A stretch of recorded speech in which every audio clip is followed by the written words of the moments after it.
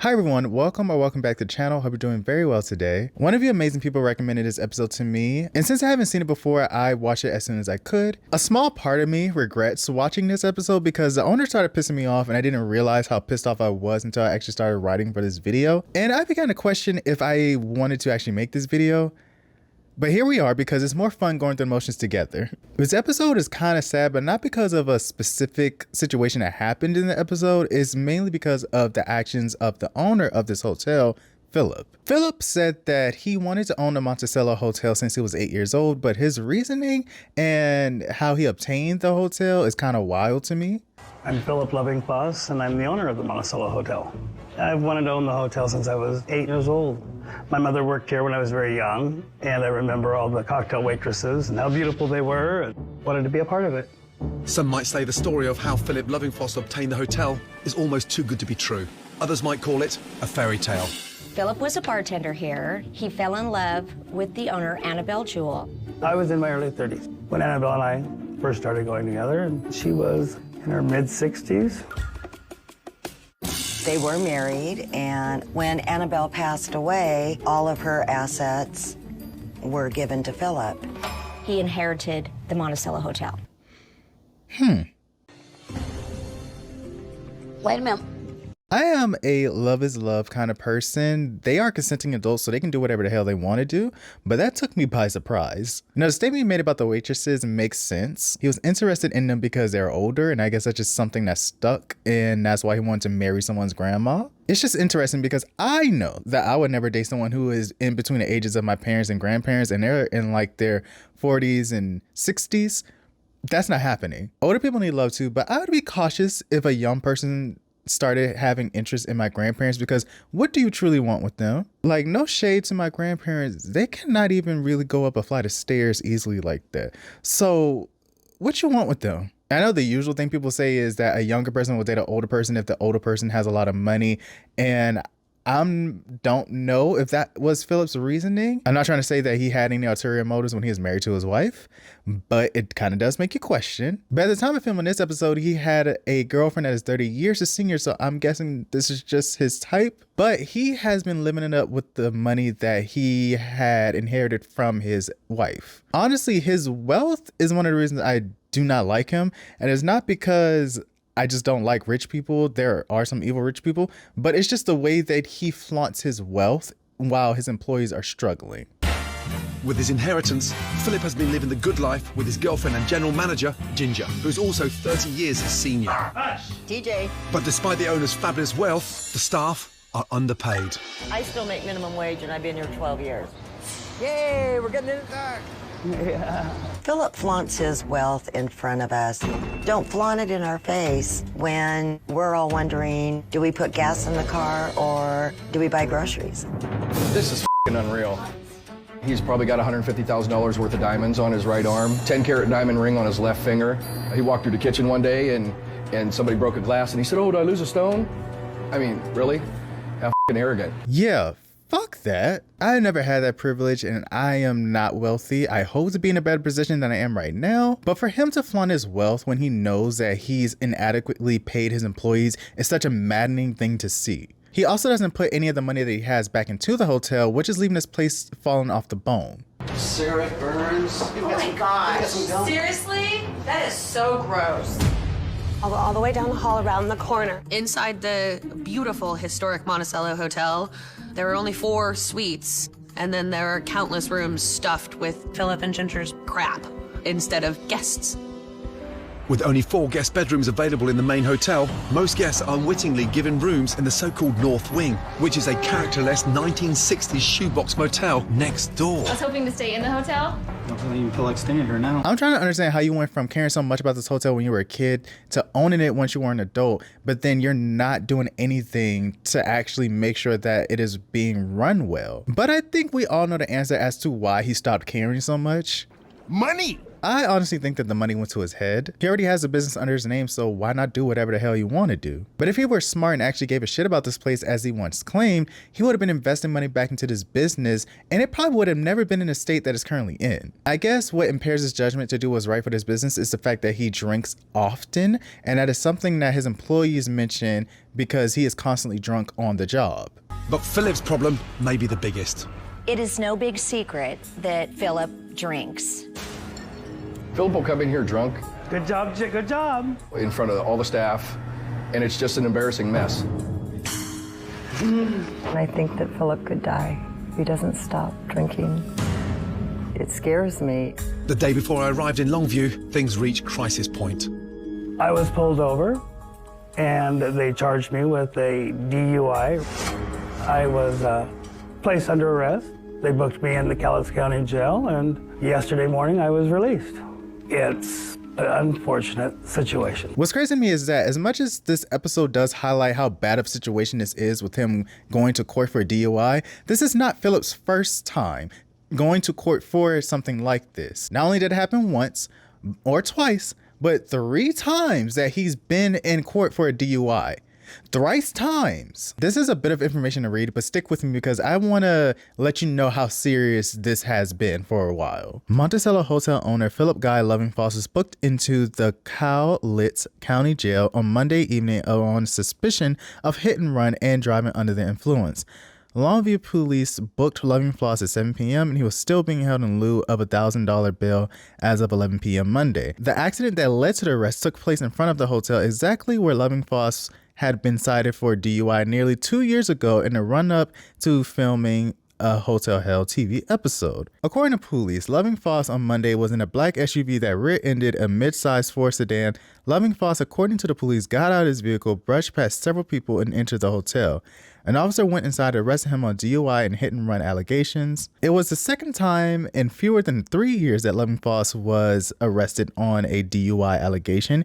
He was cited in June 2013, just as filming began for Gordon Ramsay's Hotel Hell TV show. The case was settled by November 13th of 2013, stipulated agreement under which Lovingfoss agreed to pay $535 in fines, undergo an alcohol dependency evaluation, and take 16 hours of DUI education.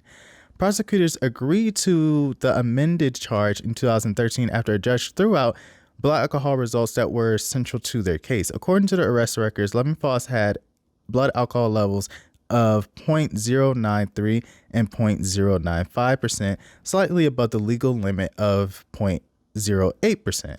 Lovingfoss had been arrested on suspicion of DUI in 1997, 2000, and 2005. According to court records, he was convicted of DUI in only one of these instances, though one charge was amended to negligent driving. So he's been able to not really suffer the consequences of his actions, and it definitely shows. It's obvious that he has an alcohol addiction because this has been an ongoing issue for many years, and I don't want to shame him for his addiction because I don't want to have that mistaken for me shaming anyone else for dealing with his addiction who's dealing with it currently or has dealt with it in the past. But I wish that he had gotten help sooner because it's been affecting him for some time and it's been affecting the people around him. It isn't Gordon's job to help Philip beat this addiction, but hopefully he can sway him to get the help he needs while he's here trying to help what's going on with the hotel. When Gordon does arrive, he's surprised by a lot of things up in this hotel. Wow, look at those beautiful cars. There must be a car show on. Oh no, somebody having a laugh. Hotel Hell. Laddie's 9. Who the fuck can't spell? Part-time housekeeper. I can't think of anything worse to advertise on the outside of your hotel.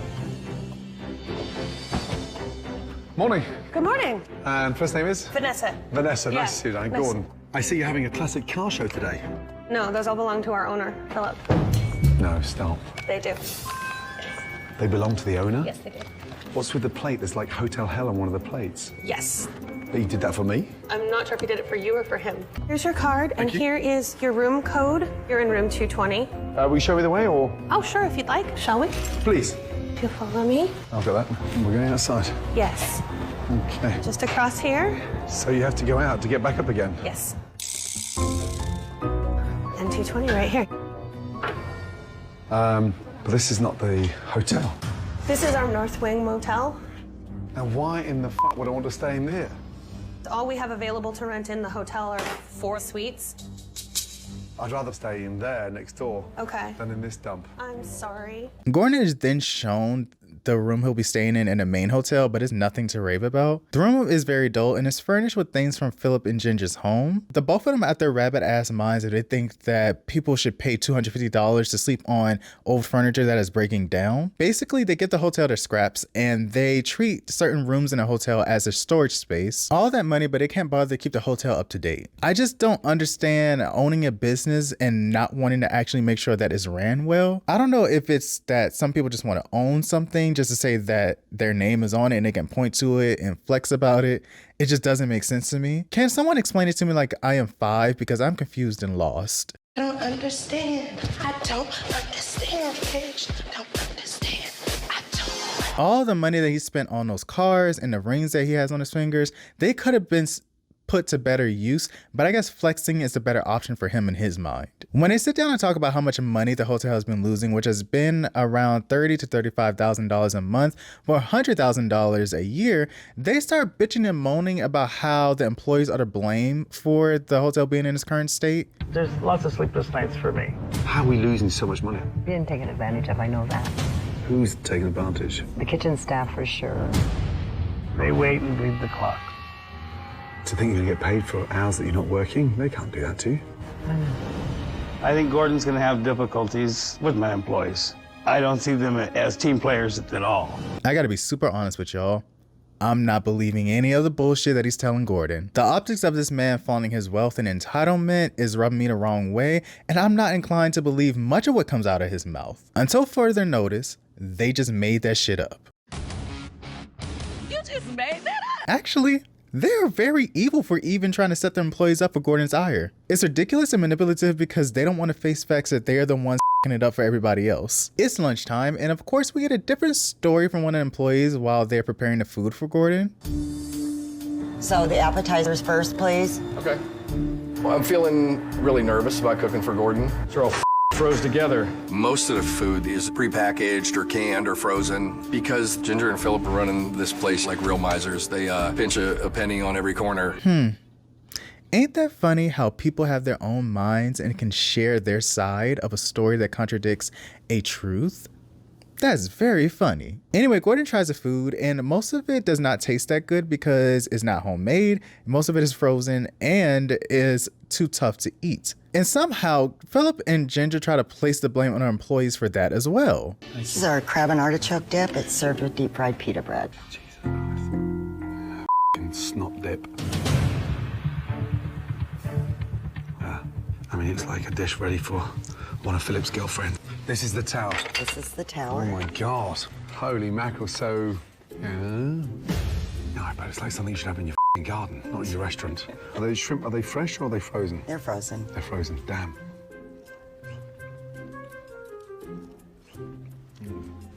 Disgusting. Feedback on that? The meat is too tough.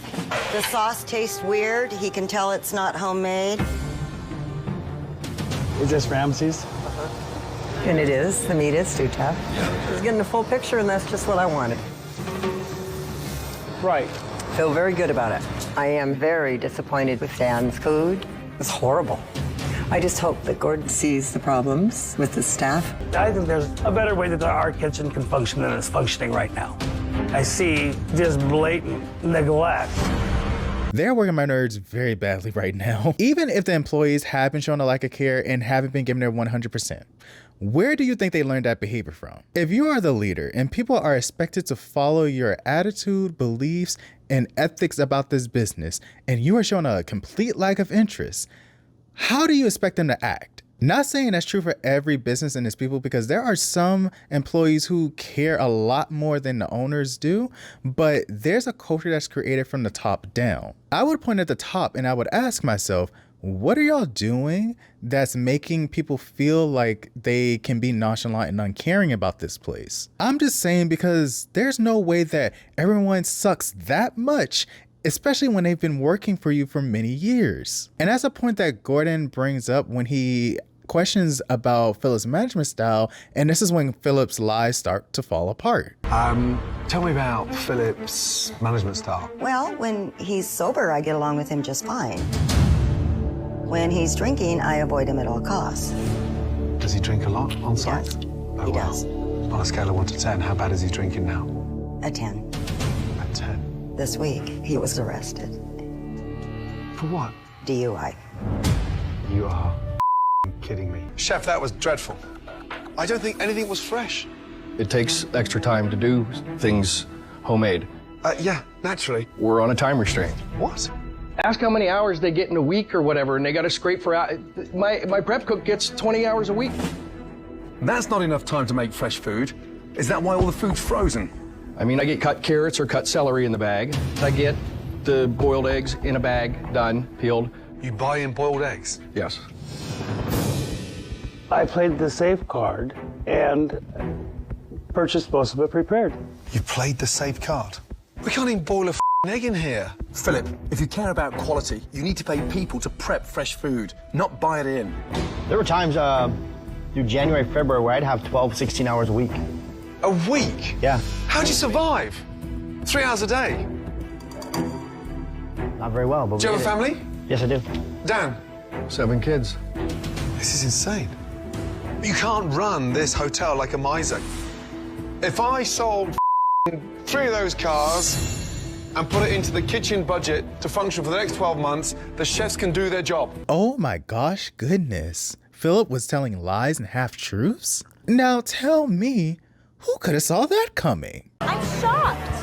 This is shocking news. You shouldn't do it, but if you're gonna lie, at least be good at it. Make it sound believable enough that I suspend disbelief, and make sure it's not some shit that can be easily debunked. Editing Jay here, and I just want to say that I believe Philip is aware that his employees are going through things, but he just does not care. He is so stingy and selfish, and he wants to hoard all this money that he's inherited that he just does not care what his employees are going through. I am assuming that a lot of them have been working with him for many years, and I know there has had to been conversations when they brought up their families and they brought up their personal lives. Unless he just does not interact with them regularly, he has to know. So it's just very crazy that he has been giving them so little time to work just so that he can hoard as much wealth as he wants. That is evil. I don't know if Philip to this day is still acting this way with people around him, but at this moment in time, that was some evil stuff to do. Also, Philip acts like a kid caught red-handed, where Gordon brings up the fact that he was arrested the night before filming, since he was trying to hide how serious his drinking problem is. Have you had a drink today? No. Yes, you have. Your staff tell me that you have a drinking problem. No. And yet you've just been busted for DUI. Ginger, does your boyfriend have a drinking problem? He does like his libations. I'm pissed off that you couldn't even say, hey, Gordon, can I have a word? Gordon, I fully intended on having a conversation You're splashed with you. all over the newspaper. I'm aware of that. Who owns this place? Me. So when are you going to step up? I'm here, Gordon. I'm engaged. If you can't be honest with yourself, you're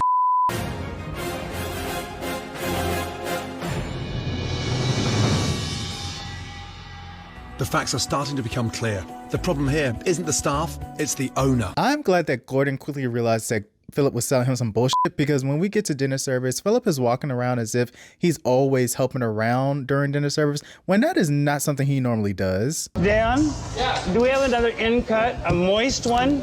Please be juicy. It is. Okay. Does Philip normally do this? No. Why all of a sudden is he involved? Because I'm here. I'm sorry. Strawberry daiquiri? I can't believe Philip is put on a show for me. How are you? Well, if you want to know the truth about a drinker, ask the bartender. Grant, so what is going on tonight? It's like a comedy of errors here. You're welcome. Does Philip normally expedite? No. No. What does Philip normally do at the hotel? He does drink quite a bit. Wow. And on average, a day, how many drinks would you make a day? During the day, sometimes 4 or 5, and then it jumps into the evening. It could come up to 7, 8. This monstrous hotel has been running rudderless. There's no one at the helm. And you're pretending all of a sudden I'm busy, I'm extra time lifting because I'm here. I just... No, it's not because you're here. We don't normally do this stuff. This is what I normally do. You're calling your staff liars? I would say so. If they say that I'm not out here helping them every time I walk in this building, I would call them liars. This has to be some of the most cowardly ass shit I have seen. He can't be serious because it's getting very sad at this point. Throwing your staff under the bus is not going to help you in the way that you think it is. When you point a finger at someone else, there are 4 pointing back at you, and I know everyone else is not lying. There's no big conspiracy trying to tear you down. You can't blame Rock Nation for this one. My God Almighty, I call heaven and earth to be a record today. That Rock Nation, you will crumble. Fuck Tori, but that clip is so funny. What I'm getting at is if Phillip really wants Gordon's help, he needs to be open and honest about everything, or it's just going to become a hindrance to the process. I think he's been trying to save face because he's possibly aware of the fact that he does not go above and beyond for this business. So his strategy has been to deny everything and try to shift blame to others. And that's something that quickly falls apart once dinner service is over and they're having a meeting. Is that normal, what I witnessed tonight? Is Phillip always here? No. Does Phillip always expedite the hot plate? No. No. We need somebody to expedite. We're understaffed, and if we get busy, then we can't give good service, and those people will not come back. A person can't shortcut like that. Look at the size of this place. The business has been strangled. Yeah. It's been strangled by the owner. Why are we pretending?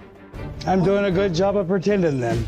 This is what I do. Every time that you come in here, this is what you do. I do not run food down to your bar. For the last couple of nights? If we keep lying about shit and we keep covering up and whatever, then he ain't gonna help us. And Phillip isn't the first nor last person on a show like this to try to cover their ass, but the sad thing is that everyone else is still here because they believe in this place and they believe in him. People who don't care would have left a long time ago, or they would have left to protect their peace, and I don't blame them. But this group of dedicated people have been showing up every day because they give a damn, but they're waiting for you to start giving a damn too.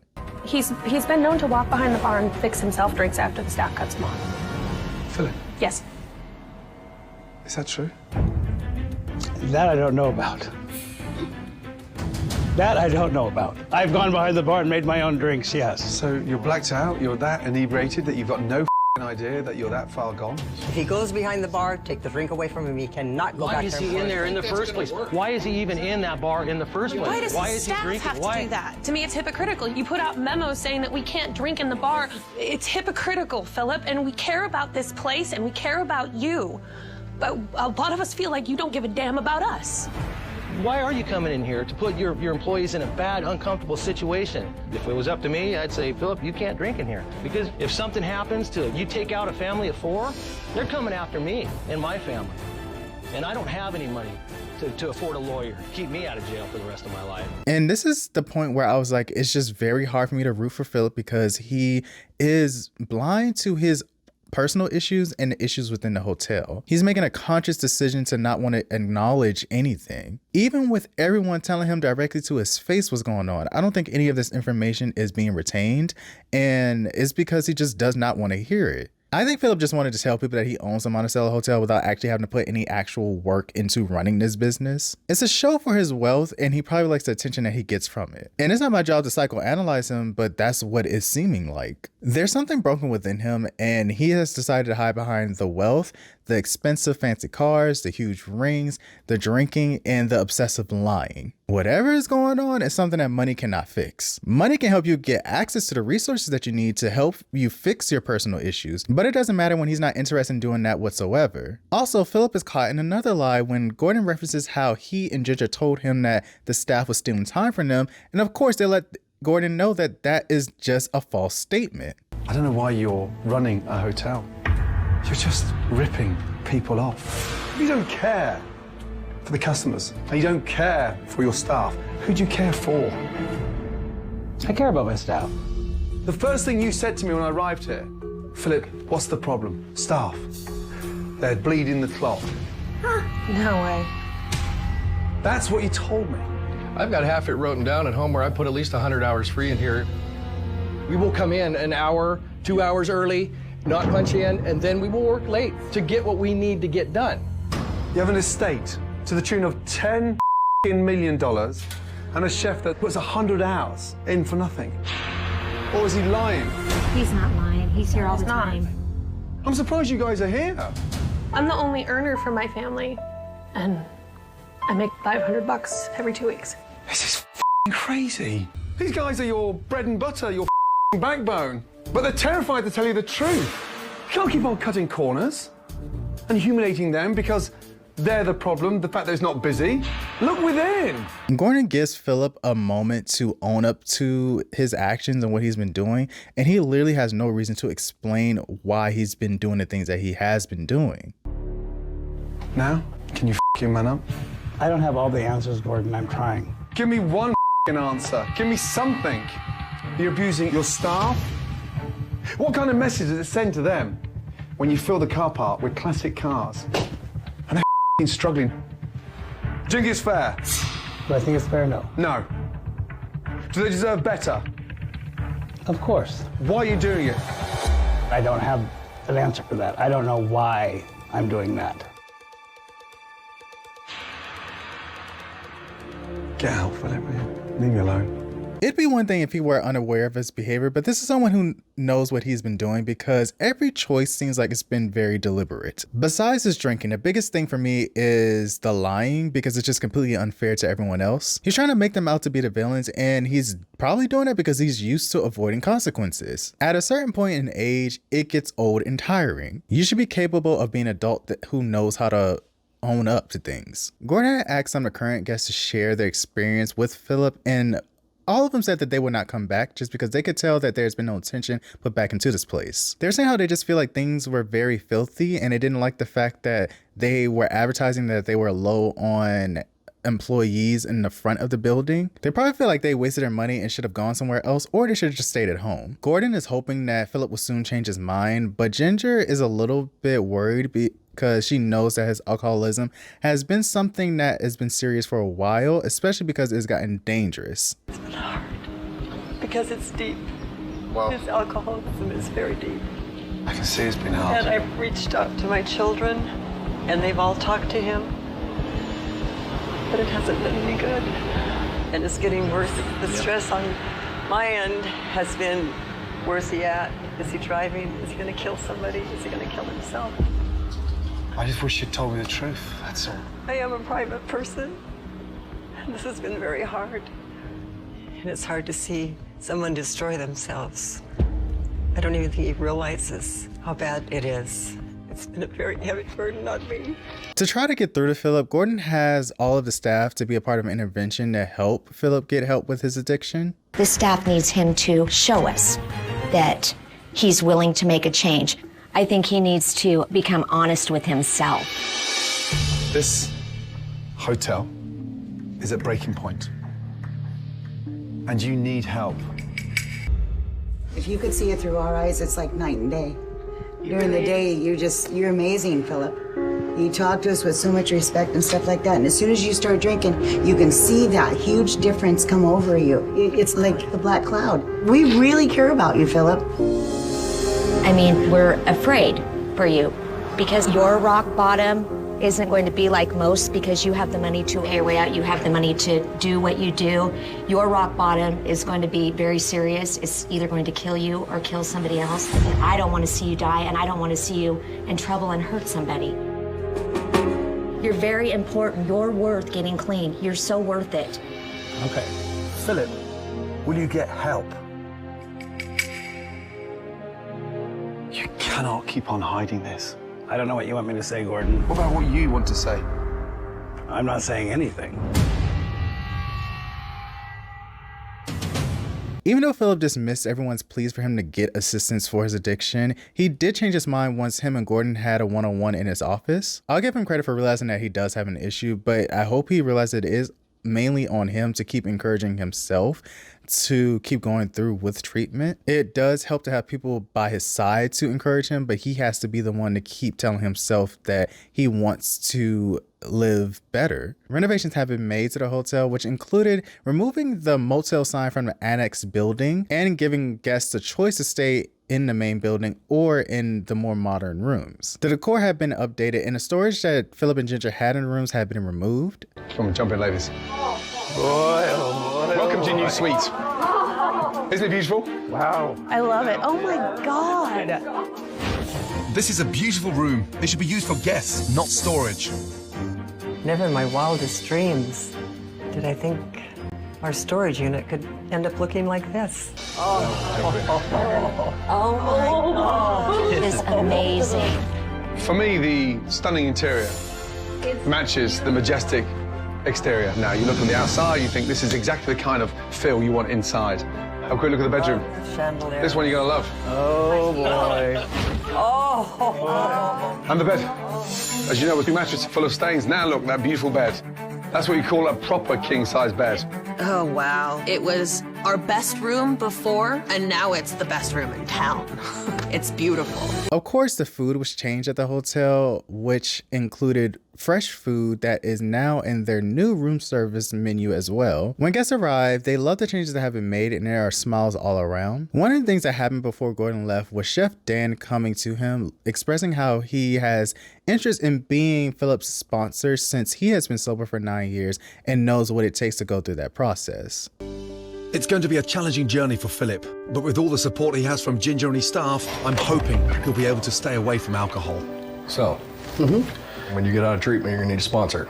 Somebody to take you to your meetings. So, 9 years, clean and sober. If you want, I offer. Thank you, Dan. All right. I appreciate that. Sound good? It does. Since my visit to the Monticello Hotel, bookings have gone up. This is really nice. And with all the new revenue coming in, the staff are working with a new sense of enthusiasm because Phillip is finally paying them properly for all the hours they've put in. Gordon, I want to thank you for what you did. You saved 50 people's jobs and their livelihoods and their families. And Phillip is booked into a treatment program which starts next week. All I can say is for Gordon is God bless you and thank you.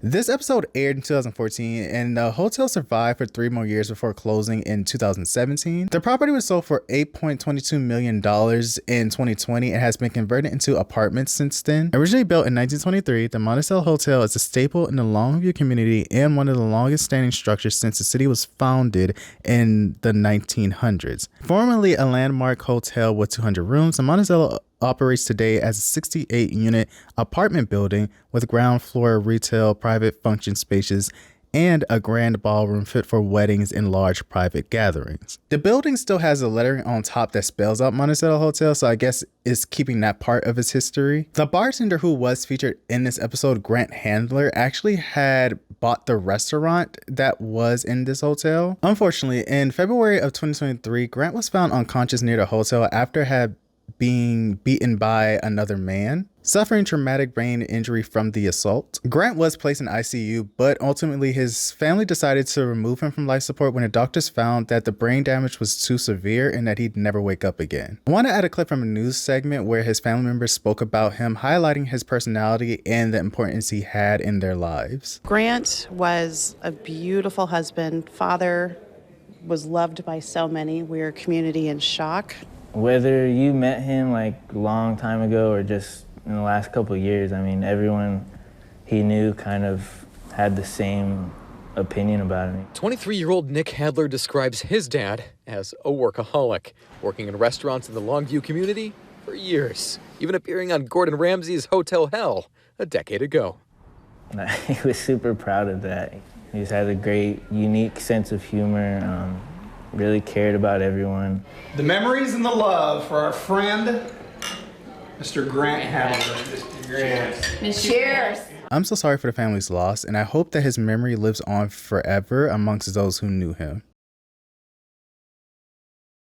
When it comes to Phillip, he was doing well after the episode aired, but unfortunately he was still dealing with his alcoholism. He was arrested in 2015 for alleged DUI and a hit and run. And while he was in court for this case, he thought it was a great idea to intimidate the judge presiding over the case. A historic hotel owner has been sentenced to 90 days in jail for intimidating a Cowlitz county judge who was presided over his DUI case. The Daily News of Longview reports that a jury convicted 51-year-old Phillip Lovingfoss earlier this month for threatening District Court Judge Head Putka a year ago. They say Lovingfoss was drunk but coherent when he told police dispatchers that he would take his 35-carat diamond ring and backhand Putka, among other threats. Defense attorney Jim Morgan argued for a shorter sentence, saying Lovingfoss planned to continue alcohol treatment and mental health counseling. I can only hope that he's staying out of trouble these days. I was able to find his Facebook account, but there was only one photo there and no other information. So I guess he's trying to have a low profile at this stage in his life. I just want to say this: if you are struggling with alcohol, I want to let you know that you are strong enough to overcome this challenge in your life. It may feel like it, but you are not alone in your journey to sobriety, and there are people out there who love and care about you and want to see you get better. And if you don't have anyone around you telling you that, I will let you know that I love and I care about you and want to see you get better. You're strong and you're more than capable of getting the help that you need. There are people in my family who have dealt with alcoholism and substance abuse, so I know that the road to recovery can be a lifelong one, but it's very rewarding if you are open to getting the assistance that you need with them. Also, I hope that you have a great support system around you of people who are encouraging you to live your best life. And if you're capable of doing it, and if it's safe to do so, be someone that can be a part of someone's support system to help them get better. Sometimes we all just need a little bit of help in life, and it's best to let people know that they are not alone in their journey to living a healthier life.